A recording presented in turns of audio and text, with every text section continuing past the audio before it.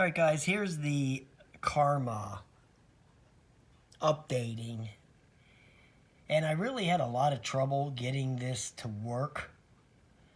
But what I have found out here by trying this and trying it and trying it and then going out and flying it is that it's not going to update until you go out and fly it once. Because I tried doing this 30 times and it would just get right to the end and fail.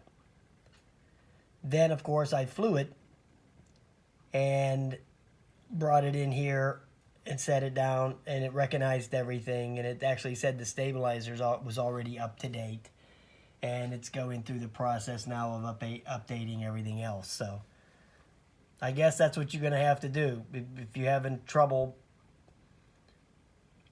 updating the Karma, go out and set it up, calibrate everything, take it off, land it, bring it home, and then get to a Wi-Fi signal, and then do the update on it, because that's the only thing that seemed to work for me.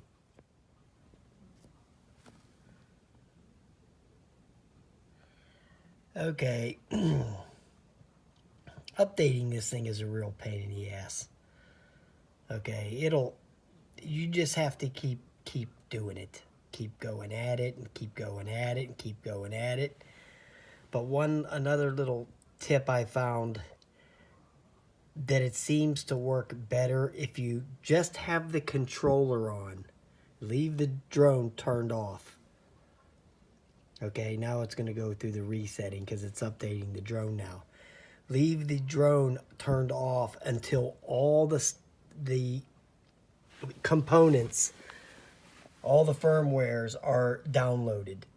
And then it'll tell you what needs to be updated and what doesn't, and then turn the drone on.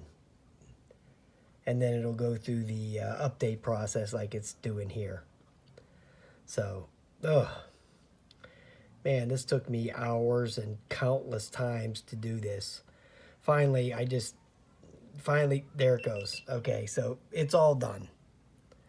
That's what I had to do. So the only way I was able to get that to work was by leaving the drone off and just have the controller on and do the downloads. And then once the downloads are finished, then turn on the quadcopter. That was the only way I was able to get it to work.